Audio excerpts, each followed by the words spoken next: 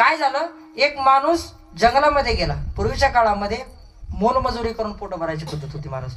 आता मुंडके मोडून भरण्याची पद्धत आहे, तो विषय वेगळा आहे.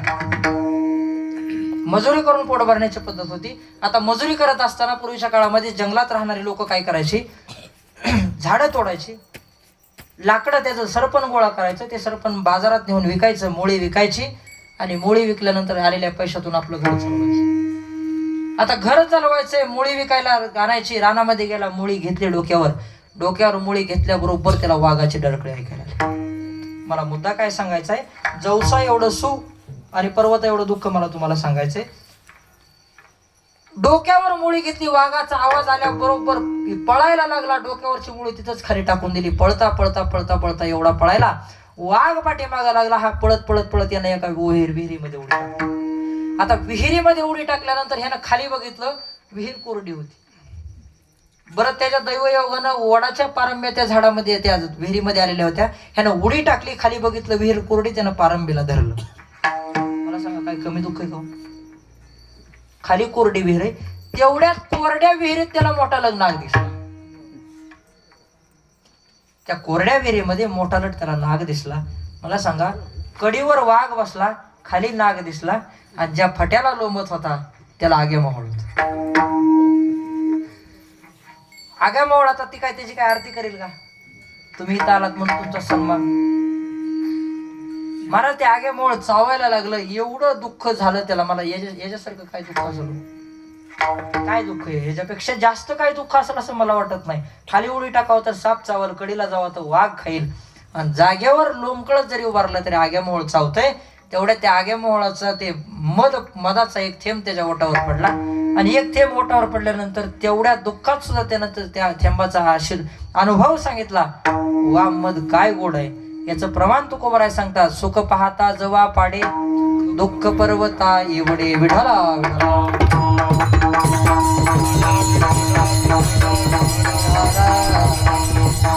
मला सांगायचंय काय तुम्हाला, माणूस थोड्याशा सुखासाठी एवढा दुःखामध्ये गेला. एवढं दुःख होतं महाराज, तरी एका मधाच्या थेंबासाठी माणसाला सुख वाटलं. तसंच तुमचं आमचं महाराज. सर्व सुखाची आशा जन्म गेला, क्षणमुक्ती एक यज्ञ नाही केला. आपण फक्त सुखाची अपेक्षा करत गेलो, नुसत्या आशेवर बसलो आपण, आशेवर. आणि एक गोष्ट लक्षात ठेवा, आयुष्य जगत असताना एक सूत्र लक्षात ठेवा, जर तुम्ही आशेवर जगत असताल तर तुमच्या नशिबात 100% दुःखच येणार आहे विढाला. हो, असं जीवन जगत असताना आपण आलो शेवटच्या स्टेपला आलो. आपण शेवटच्या स्टेपला आल्यानंतर आता इथून पुढे वर्ष श्राद्धाचं चिंतन अगदी थोड्या वेळामध्ये सांगणार, जास्त वेळ घेणार नाही. कारण काय सांगायचं, वर्ष श्राद्धाचं चिंतन सांगणं आज अगत्य आहे. आता बाकीचं कोण काय सांगतं ह्याच्याबद्दल आम्हाला घेणं देणं. आम्हाला संस्थेनं जे नियम दिलाय त्या नियमात मला तुम्हाला कीर्तन सांगायचंय.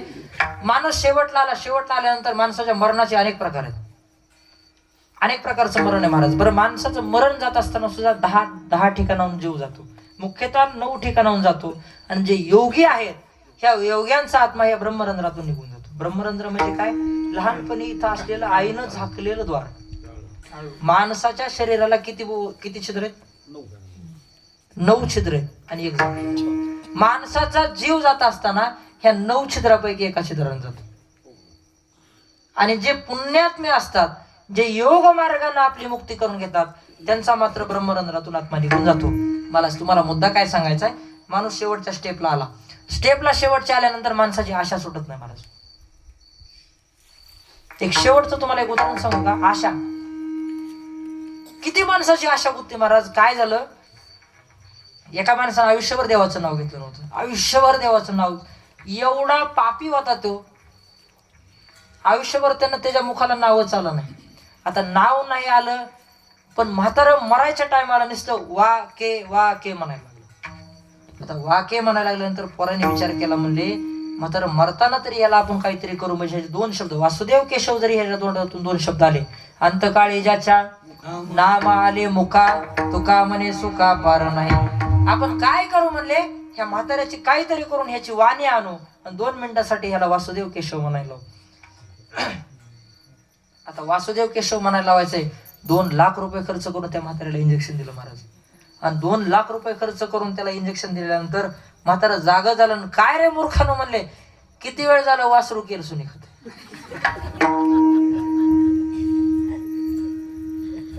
2 लाख रुपये तरी गेलेच, पण अंतकाळात सुद्धा भगवंताचं नाम मुखामध्ये आलं नाही. याचं कारण पाप आडवं आलं. आणि पाप आडवं आल्यानंतर भगवंताचं नामस्मरण मुखात येत नसतं. आपण शेवटचा मुद्दा पाहत होतो. माणूस अंतकाळात आल्यानंतर माणसाला भगवंताचं नामस्मरण झालं पाहिजे. बरं, शेवटला नामस्मरण करण्यासाठी काय करावं लागेल? शेवट जर आपला गोड करायचा असेल, आपला जर शेवट, लक्ष देता नाही, आपला जर शेवट गोड करायचा असेल तर आपल्याला अट्टास करावा लागेल. याजसाठी केला होता अट्टास, शेवटचा दिस गोड व्हावा. माणसाला जर शेवटचा दिवस गोड करायचा असेल तर पहिल्यापासून अट्टास करावा लागतो. महाराज, सोपं उदाहरण घ्या. घरामध्ये एखादं लग्न असू द्या किंवा एखादं कार्य असू द्या, माणूस 15 दिवस आधीपासून अट्टास करतो. मग हे आयुष्य मुक्त करायचं, हा जीव मुक्त करायचा आहे, आपला अट्टास असावा. जगद्गुरु तुकोबाराय म्हणतात, अंतकाळामध्ये नाम मुखाला येण्यासाठी आम्ही जन्मोजन्मी याचं भगवान परमात्म्याचं नामस्मरण केलं. म्हणून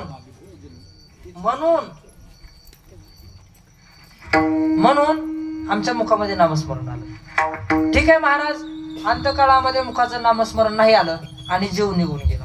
बरं, जीव जात असताना सुद्धा गरुड पुराणामध्ये, आता गरुड पुराण सुरू झालं, गरुड पुराणामध्ये जीव जात असताना सांगितलं 72,000 नाड्या सांगितलं शरीरामध्ये. ह्या 72,000 नाड्या, एक नाडी ब्लॉक झाली तर आपल्याला माणूस किती ठिकाणी वाकडा होतो. ह्या 72,000 नाड्या एकदाच तुटतात, एवढं दुःख होतं. बरं, त्यापेक्षा सांगू का, 72,000 विंचू एकदा चावल्यावर जेवढा दाह होतो तेवढा दाह माणसाचा जीव जाताना होतो. मी माझं पदार्थ सांगत नाही. ज्याला पाहावे पुराणे विचारूनी, ज्याला तुका म्हणे नाही विश्वास ज्या म्हणे. मी पुराणातून जे मिळवलं मी तुम्हाला सांगायचा प्रयत्न करावं. ज्याला विश्वास नाही त्यानं गरुड पुराण उघडायचं. आता त्याचंही अवघड आहे. बरेच लोक काय म्हणतात, ज्याचे आई वडील जिवंत आहेत त्यांनी गरुड पुराण वाचून, कुणी सांगितलं? कोण काय नियम काढील काय सांगता येत नाही. ठीक आहे, मला मुद्दा सांगायचा आहे. माणूस मरत असताना एवढा दाह होतो, पण हा दाह जास्त वेळाचा नाही, तेवढ्या क्षणापुरता. तेवढ्या क्षणापुरता माणसाचा मृत्यू झाला. आत्मा या शरीरातून यमदूताने बाहेर काढला. बरं, बाहेर काढत असताना मुखातून, नाकातून, तोंडातून जर आत्मा गेला तर त्यानं थोडं तरी पुण्य केलेलं असावं. परंतु राहिलेल्या 2 ठिकाणातून जर आपला आत्मा गेला तर त्या आत्मा तो जात नसतो, त्याला ओढून काढावं लागतं. आणि कुत्र्यासारखं, कुत्र्याला कसा पट्टा बांधतात, कुत्रं पाळलेलं माहिती ना, त्या कुत्र्याच्या गळ्यात जसा पट्टा बांधते तसा गळ्यात पट्टा बांधून त्याला ओढीत नेतात. आणि आता ओढीत यमदरबारामध्ये नेत असतात. आपला एक नियम आहे, कुठलाही माणूस गेल्यानंतर 3 तास त्याची माती करायची नाही. पूर्वीपासून आलेले नियम आहे. याचं कारण आहे, त्या माणसाचा जो अनंत विधी आहे तो त्या माणसाच्या डोळ्यात एकच झाला पाहिजे. तुम्ही म्हणताल कसा डोळ्यात एकच होईल? सांगतो. विठाला विठाला. ज्या वेळेस त्याला यमदूत यमदरबारामध्ये घेऊन जात असतात, तिथे गेल्यानंतर त्याला सांगतात, बाबा तुला तुझ्या पुण्याचं फळ घ्यायचंय का पापाचं फळ घ्यायचंय. तिथं घाबरून जातो. घाबरून गेल्यानंतर तिथं काही बोलत नाही. 3 तासामध्ये त्याला यमदूत माघारी घेऊन येतात. आता माघारी घेऊन आल्यानंतर त्याच्या गळ्यामध्ये पट्टा आहे. एक गोष्ट लक्षात ठेवा, कुत्रं जर आपण ह्या खांबाला बांधलं तर ते कितीपर्यंत फिरणार आहे? त्या खांबाचा जेवढा व्यास आहे, त्या पट्ट्याचा आणि त्या खांबाच्या बुडाचा जेवढा व्यास आहे, गणित कळतं ना, त्या व्यासाच्या तेवढ्याच भोवती तो फिरतो, त्याच्या पुढे जाऊ शकत नाही. तसा यमदूताने त्याचा फास धरलेला आहे. त्यात पडलेल्या देहामध्ये त्याला प्रवेश करायची इच्छा असते, परंतु त्याला प्रवेश करू देत नाहीत. आणि प्रवेश नाहीत करू दिल्यानंतर 3 तास झाल्यानंतर आपण काय म्हणतो, चला आता घ्या. बरं, दुसरी गोष्ट सांगतो महाराज. या जगामध्ये तुमच्या असण्यानं आणि तुमच्या नसण्यानं कुणाला काही फरक पडत नाही. मला काही जास्त सांगायचं नाही. 2 दिवसापूर्वी तुम्ही सगळ्या महाराष्ट्रानं पाहिलं विडाला.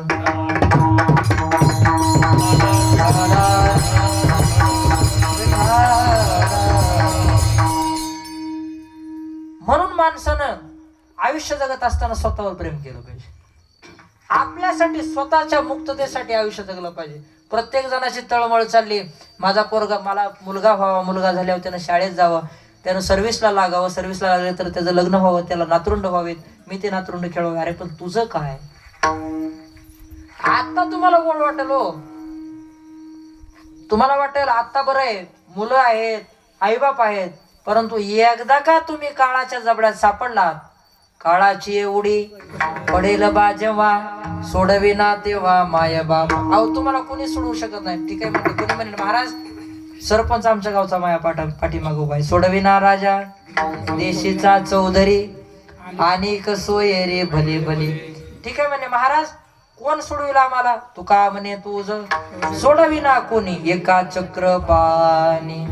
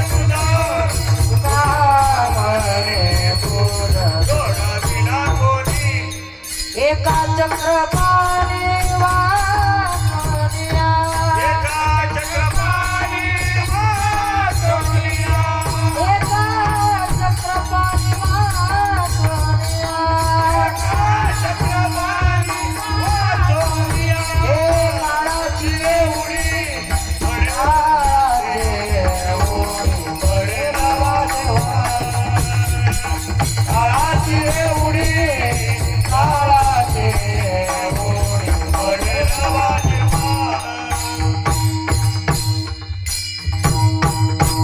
थोडे चाली म्हणीच आहे बुवा, चालीच आहे म्हणलं तुम्ही बी थोडं चाली देत जा. विडाला विडाला.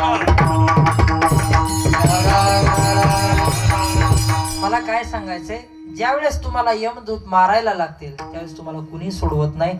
आत्मा माघारी आला, माघारी आल्यानंतर अंत्यविधीला सुरुवात झाली. सुरुवात करत असताना सुद्धा नियम सांगितला. नियम लक्षपूर्वक ऐका, अभंग काय नंतर कधीतरी सांगेल मी, नियम ऐकून ठेवा. बऱ्याच वेळा काय असतं, आता प्रेत गेलंय, माणूस आत्मा निघून गेला, प्रेत शिल्लक राहिले. आता हे प्रेत शिल्लक राहिल्यानंतर ह्या प्रेताला ठेवायचं कुठं, महत्वाचा मुद्दा आहे. बरीच माणसं यात शहाणपणा करतात म्हणून त्यांना पितृदोष लागतो. पुन्हा नारायण नागबली करायला पळावं. मुळात गेलेला आत्मा निघून गेल्यानंतर या देहाला ठेवण्याच्या जागा सांगितल्या. पवित्र गायीच्या शेणानं सारवायची जागा, सारवल्यानंतर तिथं हराळ टाकायची, तीळ टाकायचे, आणि तीळ टाकल्यानंतर तिथं त्या प्रेताला उत्तरेकडे तोंड करून बसवायचं सांगितलं. एवढे नेमका पाळतं का कोणी? कोणी पाळत नाही. उगा ऐकून ठेवा, पाळा न पाळा तुमचा प्रश्न आहे, माझं सांगणं काम आहे. विडाला विडाला. हो, प्रेताला उत्तरेकडे तोंड करून बसवावं, तीळ आणि हराळी का ठेवावं, हे भगवंताचं जवळचे स्थान आहे.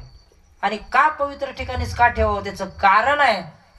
बरीच लोक आत्महत्या करून मेलेली भटकत असतात, आणि भटकत असलेली आत्महत्या केलेली लोक यांना मुक्ती सहज मिळत नाही. एक गोष्ट लक्षात ठेवा, बरीच लोक काय म्हणतात, एकदा का फाशी घेतली की मुक्त झालो. तू मुक्त नाही झाला, तू आती अडकला. विढाला विढाला.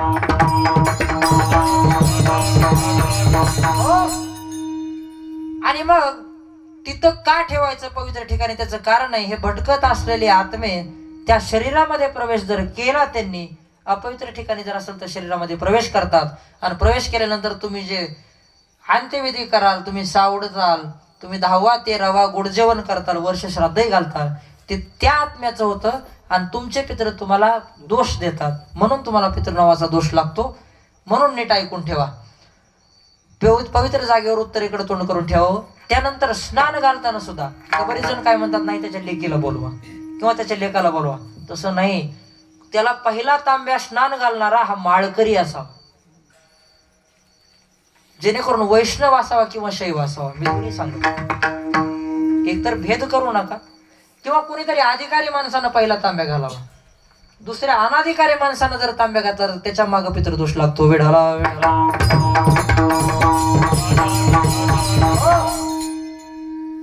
तांब्या पाण्याचा घातला, त्याला उचलून घेऊन जात असताना तो आत्मा जवळ असतो. ज्यावेळेस तुम्ही स्नान घालता त्यावेळेस ते मडकं जे ठेवलेलं असतं का पुढं, काय म्हणतात त्याला, शिंकाळी. ह्याच्यासाठी जुनी माणसं कीर्तनात लागतात. ती शिकाळी, त्या शिकाळीवर तो आत्मा बसलेला असतो. तुम्ही उचलून घेऊन जाण्या स्मशानापर्यंत तो आत्मा त्या शिकाळीवर बसलेला असतो. शिकाळीवर बसलेला आत्मा स्मशानात गेल्यानंतर तुम्ही लाकडावरती ठेवल्यानंतर ज्यावेळेस तुम्ही पाणी पाजण्याचा विधी सांगितला जातो, त्या पाणी पाजण्याच्या विधीमध्ये ज्यावेळेस तुम्ही तो खडा मारता आणि खड्यानं तुम्ही तो फोडता, घडा फोडता, तो घडा फोडल्यानंतर मारलेल्या खड्यात तो आत्मा शिरतो.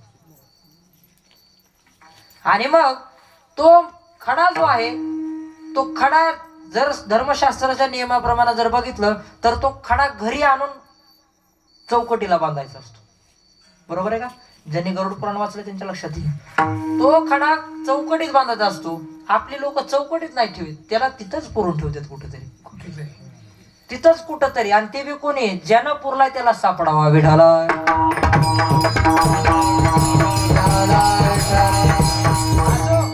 पाठीमागा आल्यानंतर मी तुम्हाला विधी सांगत चालू बरं का. विधी लक्षात ठेवा, आपल्याला विधी महत्वाचे आहे. पाठीमाग त्याला त्या दगडाला माघारी आल्यानंतर माघारी चौकटीवर आणून बांधावं. बांधल्यानंतर 9 दिवसापर्यंत, पहिल्या 9 दिवसापर्यंत म्हणजे 3ऱ्या दिवसापासून 9व्या दिवसापर्यंत अनेक प्रकारची दानं करायला सांगितले. दान दिलं पाहिजे, अनेक प्रकारची त्या माणसाच्या नावानं दान दिले पाहिजेत. दानाचे अनेक प्रकारचे महत्व आहे. अन्नदान, पाणीदान आहे, श्वेतदान आहे, वस्त्रदान आहे, सुवर्णदान आहे, लोखंडदान आहे, छत्रदान आहे. आता छत्रदान म्हणलं की लोक छत्री देतात, त्याचा अर्थ छत्रदानाचा तसं नाही. एखाद्या गरीबाला घर नसेल त्याला घर बांधून देणं छत्रदान आहे. एखाद्या वटवृक्ष लावणं छत्रदानाचं पुण्य.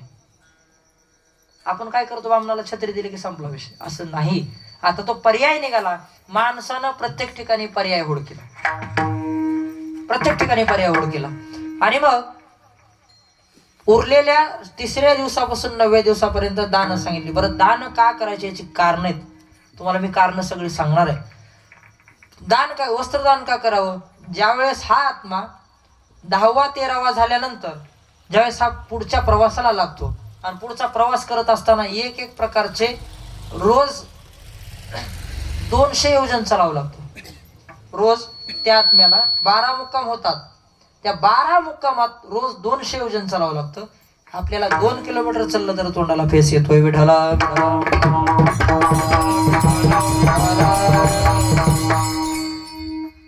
मग महाराज तुम्ही म्हणताल 200 योजन त्याला चालायचं, त्याचं आपण का दान करायचं? त्याचं कारण सांगतो.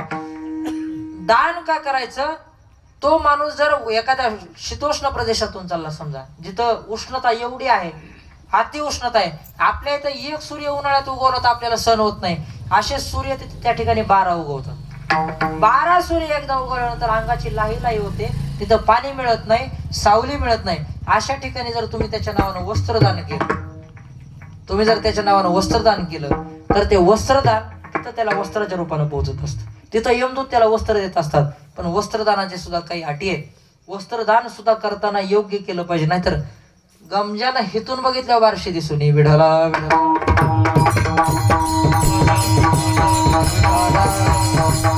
बऱ्याच वेळा आम्ही आमचा ते आता रोजचा उद्योगच झालाय.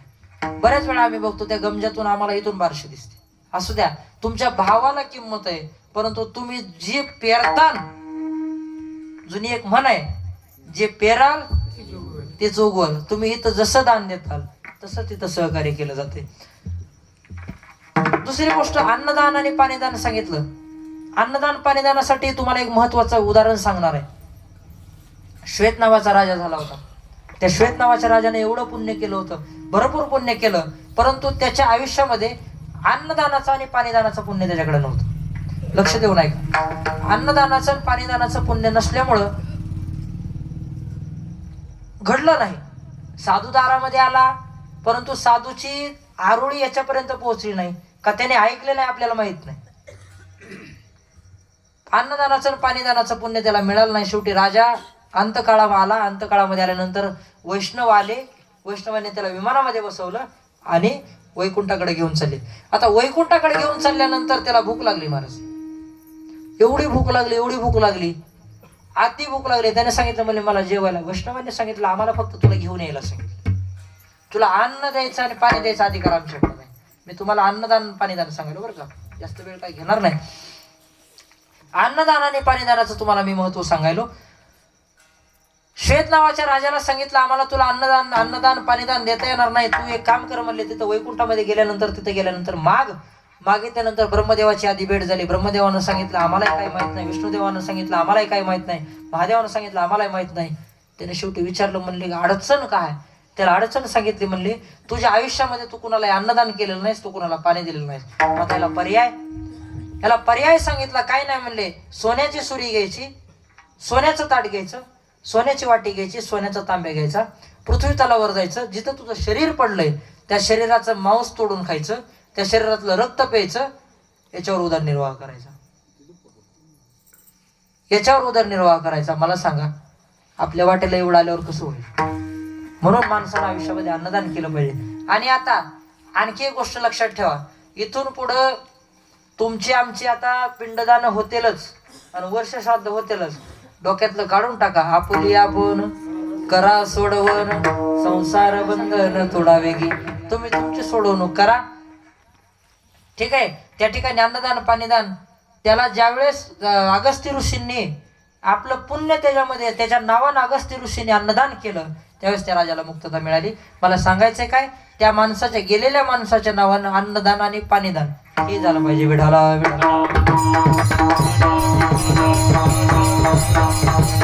आता लोखंडदान आणि सुवर्णदान का करायचं त्याचं कारण आहे. लोखंडदान करायचं कशामुळं? यमदूत त्याला नेत असताना सहज नेत नाहीत. मारिती झोडीती तोडीती निष्ठुर यमाचे किंकर बहुसाल. सहज नेत नाहीत, मारीत झोडपीत नेते. मग ते लोखंडाच्या दांड्यानं झपके देऊ नयेत म्हणून लोखंडदान करायचं. पुढं गोदान सांगितलं, गायदान सांगितले. गायदान का करायची? प्रवास करत असताना पुढं वैतरणी नावाची नदी लागते. या वैतरणी नावाच्या नदीमध्ये त्या ठिकाणी सर्व घाण पाणी, तिथं काय आपल्यासारखं स्वच्छ पाणी नाही. मोठमोठे भोवरे येतात. मग ज्या माणसाकडे गोदानाचं पुण्य असेल त्याला विमानामध्ये बसवून नेलं जातं. आणि ज्या माणसानं गायदान केलेलं नसेल, त्यानं आयुष्यात केलेलं नसेल, त्याच्या पुढेही त्याच्या कोणी केली नाही, तर त्या माणसाला त्याच्यामध्ये टाकून दिलं जातं. तळापर्यंत भोवरे घेऊन जातात, पुन्हा ओढून आणलं वर जातं. म्हणून त्या माणसाच्या नावानं गाय सुद्धा दान दिली पाहिजे. पुढं सांगितलं वस्त्रदान. मी तुम्हाला मगाशी सांगितलं त्या वस्त्रदानाची पुढं कथा येते. आशीपत्र नावाचं वन लागते. त्या आशीपत्र नावाच्या वनाचं ते वैशिष्ट्य आहे, त्या झाडाचे, त्या वनातल्या झाडाचे पान एवढे धारदार आहेत, तिथून नुसतं गेलं तरी ते पान आपल्या हातावरून फिरलं तरी आपल्या शरीराचे तुकडे होतात. त्याला आशीपत्र नावाचं वन सांगितलं. त्या आशीपत्र नावाच्या वनातून जर वाचायचं असेल तर वस्त्रदान करा. अनेक प्रकारची दानं मी तुम्हाला सांगितली. राहिलेली दानं उद्या देव बाप्पा तुम्हाला सांगतील. मला सांगायचंय काय, माणूस पोहोचत 6 महिने झाल्यानंतर एकदा का पूर्वार्ध संपला आणि उत्तरार्ध करून पुढे माणूस निघाल्यानंतर तो गेलेला आत्मा तुम्हाला आम्हाला विसरून जातो. त्याची आपली ओळख पुन्हा राहत नाही. उत्तरार्धापासून पुढे तो आपल्याला हळूहळू विसरत जातो. आणि जर शेवटचा मुद्दा मी तुम्हाला सांगायलो, जर आपण या माणसाच्या नावानं अन्नदान पाणीदान वस्त्रदान श्वेतदान जर या माणसाच्या नावानं जर दान केले नाहीत, आकटा त्याचे करीती पितर, आकटा त्याचे करीती पितर, वंशी दुराचार पुत्र झाला.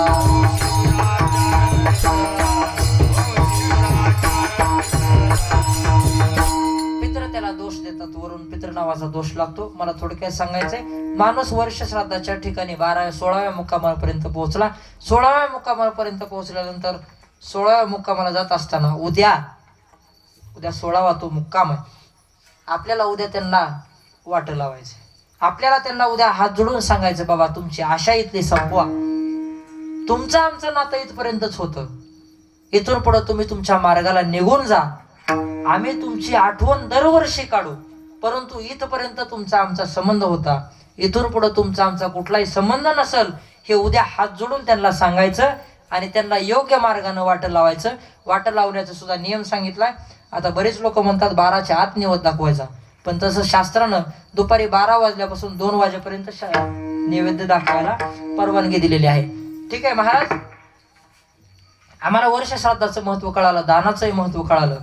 मग तुकोबर आहे, तुमचा सुद्धा शेवट झाला असेल की. तुम्ही आमचा शेवट सांगितला, पण तुमचा शेवट कसा झाला? तुकोबर आहे अभंगाच्या पहिल्या चरणामध्ये शेवट तो भला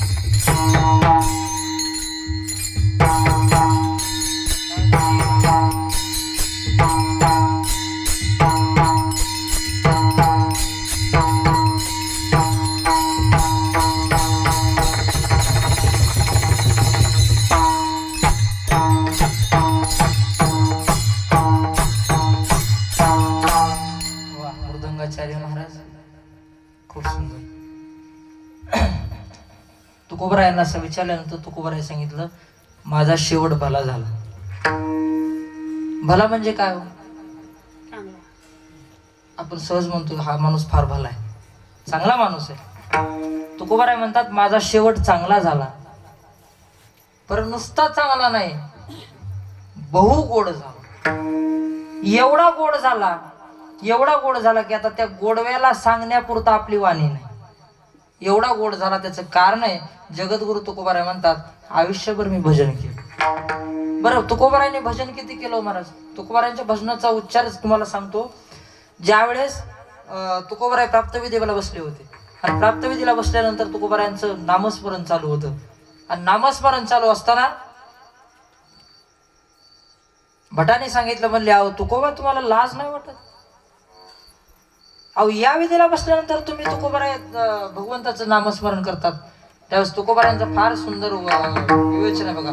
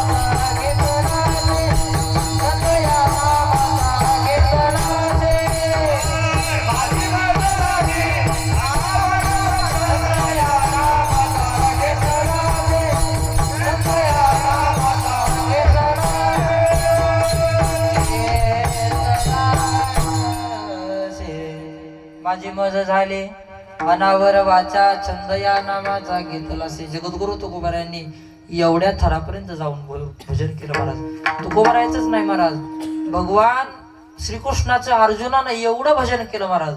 अर्जुन जर झोपला तर रोमा रोमातून जय श्रीकृष्ण श्रीकृष्ण श्रीकृष्ण असा आवाज येतो. हे झालं भजन महाराज.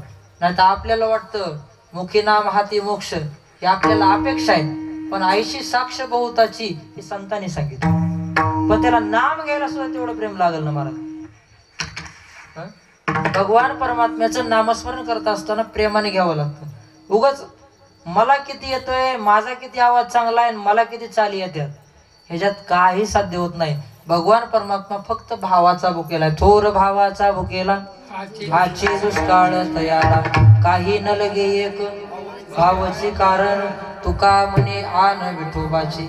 भगवान परमात्म्याला भावाशिवाय दुसरं काही लागत नाही. माझा शेवट गोड होण्यासाठी मी भक्ती भावानं भजन केलं, म्हणून माझा गोड बहु गोड झाला. ठीक आहे महाराज, तुमचा शेवट गोड झाला, परंतु गोड झाल्यानंतर तुम्हाला प्राप्ती कुठली झाली, तुम्ही कुठं गेलात? अभंगाच्या दुसऱ्या चरणात.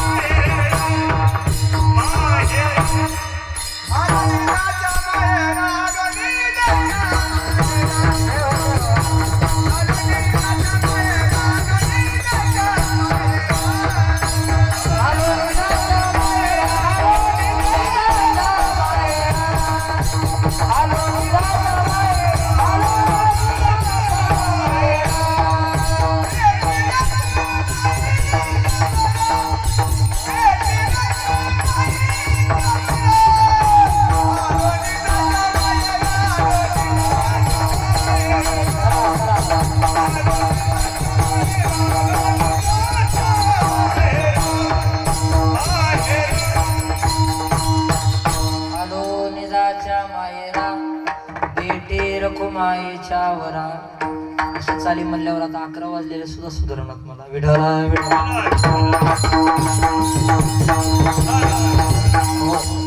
जगद्गुरु तुकोबाराय म्हणतात, भगवान परमात्म्याचं नामस्मरण केल्यामुळं माझा शेवट गोड झाला आणि शेवट गोड झाल्यामुळं मला भगवान परमात्म्याच्या स्थानापर्यंत पोहोचण्याचं सौभाग्य प्राप्त झालं.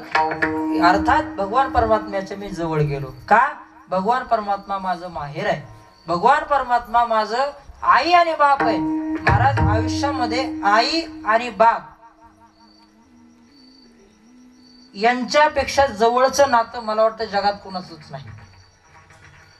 एखाद्याच्या आयुष्यातून आई जावी आणि एखाद्याच्या आयुष्यातून बाप जावा, ज्याचं गेलं त्याला माहिती. एक छोटस उदाहरण तुम्हाला सांगतो, कल्पना करा. आता तुम्ही माता माऊली बहुसंख्येनं माझ्यासमोर उपस्थित आहात. तुमचं माहेर किती दिवस हो? तुमचं माहेर किती दिवस? ज्या दिवशी तुमची माय जाईल त्या दिवशी तुमचं माहेर संपलं आणि ज्या दिवशी तुमचा बाप जाईल त्या दिवशी खांद्यावरची थाप संपली. विढाला विढाला.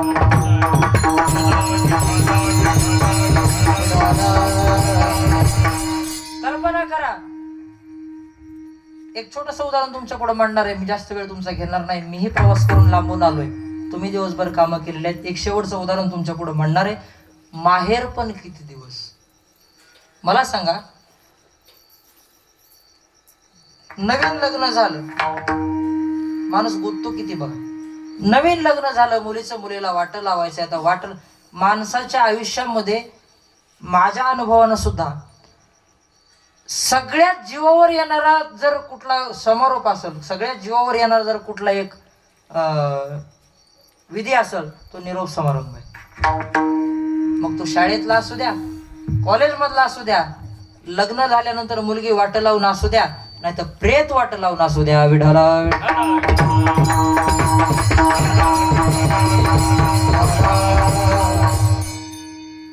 निरोप आला की माणसाच्या आयुष्यात दुःख आलं.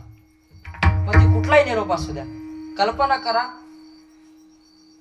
नवीन मुलीचं लग्न झालं, मुलीला वाट लावलं. वाट लावल्यानंतर मुलीच्या पूर्वीच्या काळामध्ये बैलगाड्यानं मुली वाट लावल्या जायच्या. आता वाट लावलं, तिकडे गेल्यानंतर जाच झाला. जाच कळतो ना, सासरवास. कशाचा सासरवास? आता सुनवास झाला. बऱ्याच सासायला हितल्या भाकरी नाहीत. उगं माया पुढं होय होय होय होय, घरी गेल्या भाकरी नाहीत. विढाला विढाला.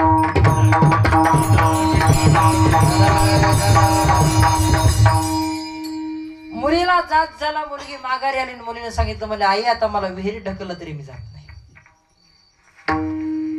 मी तुम्हाला माहेर सांगायलो, माहेर सांगून मी सेवा संपवणार आहे.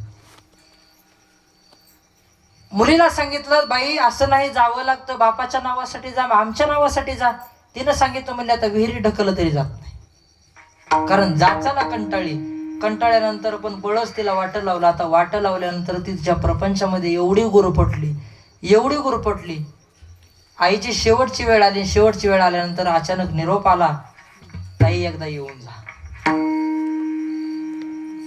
एकदा येऊन जा. मी तुम्हाला माहेर सांगायलो, एकदा येऊन जा. आईच्या हाकेला एवढी मुलगी धावली. पूर्वीच्या काळामध्ये मोलमजुरी करून पैसे मिळवायचे, एसटीनं जायचं. तेव्हा काय मोटरसायकली वगैरे नव्हत्या. असं उदाहरणार्थ आमच्या गुरुजींनी आम्हाला सांगितलेलं उदाहरण मी तुम्हाला सांगेल.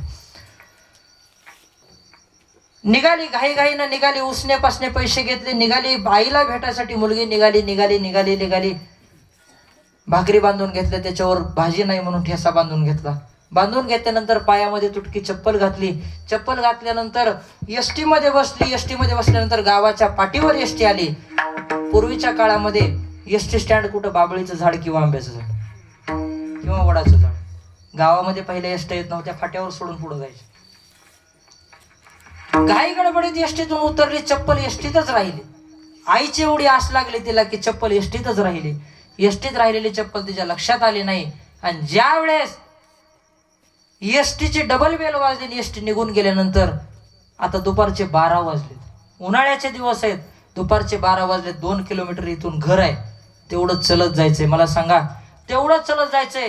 पण आईच्या भेटीसाठी एक मुलगी काय करू शकते विचार करा. आईला भेटायचंय म्हणून पायात काटे टोचले, रक्त भंबाळ पाय झाला, तरी सुद्धा मुलगी आईच्या भेटीसाठी पळत गेली. मी तुम्हाला माहेर सांगायलो, पळत गेली. पळत गेल्यानंतर म्हातारीनं नावाचा असा डांगोरा पिटला होता, माझ्या लेकीला बोलवा, लेकीला बोलवा, लेकीला बोलवा. हे बघा, बाप असू द्या नाहीतर माय असू द्या, एखादा बाप, मी एक बाप असा बघितला, स्वतःचा मुलगा मेल्यानंतर तो बाप रडला नाही, परंतु मुलगी वाट लावत असताना रडलेला बाप बघितला. पळायला लागली, दारापर्यंत आली. दारापर्यंत आल्यानंतर धड धड धड धड आवाज आला. आवाज आल्याबरोबर तिने विचारलं, पिंट्या कोण आलं रे? पिंट्यानं सांगितलं, मग आजी आत्या आली. आता आत्या आली म्हणून सांगितल्यानंतर म्हातारी, तेवढी आजारी असणारी म्हातारी, पटकन उठली. उठल्यानंतर 2 तुकडे हातामध्ये घेतले. एक तुकडा डावीकडे टाकला, एक तुकडा उजवीकडे टाकला. तांब्यावर पाणी प्यायला दिलं. मला सांगा, माहेर सांगायला मी तुम्हाला, तुकडा टाकला, दोन्हीकडून उजळून टाकलं. मुलीला आतमध्ये घेतलं. आतमध्ये घेतल्यानंतर पाय बघितले. अगं पोरी, पायातून रक्त वाहतंय. कुठे चप्पल? तेव्हा तिच्या लक्षात आलं, आई अगं चप्पल तर राहिलीच, पण 2 भाकरी बांधून आणल्या होत्या, ते बी राहिले. ठीक आहे, राहू दे, आता जेवण कर. जेवण केलं. काही दिवसानं मुलगी माघारी गेली. माघारी गेल्यानंतर काही दिवसानं आई गेली. आई गेल्यानंतर 6 महिन्यानं त्या मुलीला आपल्या भावाची आठवण झाली. मी तुम्हाला माहेर सांगायलो, आईची आठवण झाली, भावाची आठवण झाली. आई तर निघून गेली होती, 6 महिने झाले होते. भावाची आठवण झाली. भावाची आठवण झाल्यानंतर तिनं विचार केला, म्हणली एकुलता एक भाऊ आहे आपला, भावाला भेटून यावं. भावाला भेटण्यासाठी ती पुन्हा एकदा त्या ठिकाणी गेली.